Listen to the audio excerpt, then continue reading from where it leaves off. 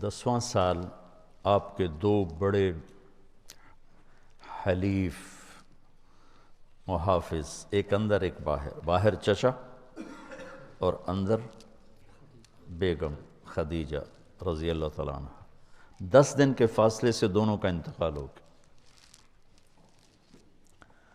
تو ابو لہب بنا بنو ہاشم کا سردار۔ تو پہلے تو غیرت میں اس نے کہا بھتیجے فکر نہ کر، ابو طالب کی طرح میں تیری رکھوالی کروں گا، جوش آ گئی۔ 3 دن گزرے تھے، ابو جہل نے کہا تو کس منہ سے یہ بات کر رہا ہے، اور اس کا اللہ تمہیں کہہ رہا ہے تبت یدا ابی لہب وتب۔ تو اس کا میٹر گھوم گیا اور اس نے آ کے حرم میں اعلان کیا میرا محمد سے کوئی واسطہ نہیں۔ تو جب تک چچا زندہ تھے زبانی تکلیف تو تھی، ہاتھ کسی نے نہیں اٹھایا تھا، لیکن چچا کے انتقال کے بعد ہاتھ اٹھنے لگے، پتھر پڑنے لگے۔ وہ جو آپ واقعہ سنتے ہیں چادر گلے میں ڈال کے مروڑا، آنکھیں باہر نکل آئیں، یہ ابو طالب کے انتقال کے بعد کا واقعہ۔ ابو جہل نے پکڑ کے بطحا کی وادی میں گھسیٹا، سارا پہلو زخمی ہو گیا۔ یہ اس کے بعد کے واقعات۔ آپ مینا میں جاتے تھے، حجاج میں دعوت دیتے تھے،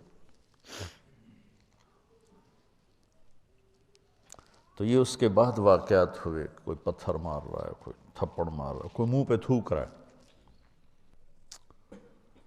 آپ دعوت دیتے دیتے دیتے سورج سر پہ آ جاتا تھا، اور اختتام کیسے ہوتا تھا؟ کوئی منہ پہ تھوکتا، کوئی گالی دیتا، کوئی تھپڑ مارتا، کوئی دھکا دیتا۔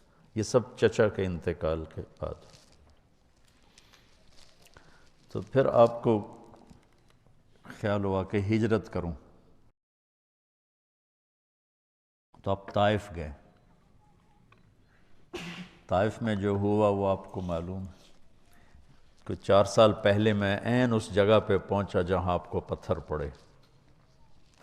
وہ پرانا طائف ہے، ایک رہبر لے گیا، پھر جہاں جا کے آپ کو زید بن ارقم نے، زید بن حارثہ نے لٹایا، وہ جگہ وہاں ترکوں نے مسجد بنا دی ہے چھوٹی سی، جہاں وہ باغ تھا وہاں چھوٹا سا محلہ ہے وہ سارا۔ تو بہت تکلیف کے ساتھ واپس آئے، اتنا خوف چھا گیا کہ آپ مکے میں انٹر نہیں ہو سکے۔ تو آپ نے سہیل ابن عمرو کو پیغام بھیجا مجھے پناہ دو، میں مکے میں آنا چاہتا ہوں، تو اس نے انکار کر دیا۔ پھر آپ نے صفوان بن امیہ کو پیغام بھیجا کہ مجھے پناہ دو، انکار کر دیا۔ پھر آپ نے اخنس بن شریک کو پیغام بھیجا، اس نے بھی انکار کر دیا۔ پھر آپ نے مطعم بن عدی کو پیغام بھیجا، تو وہ اپنے بچوں کو لے کر آیا۔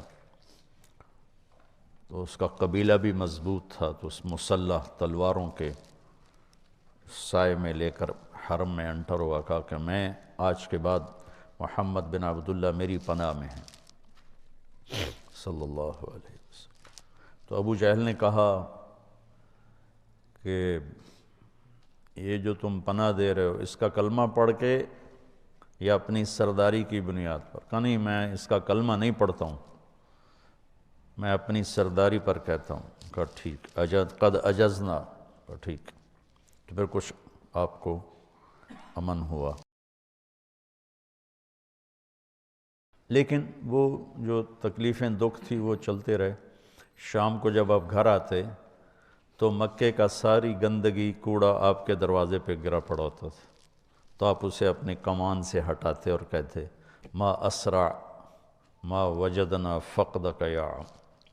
ہوئے ہوئے کیا درد ہے چچا، تیرے جانے کی کمی بہت جلدی محسوس ہونے لگی۔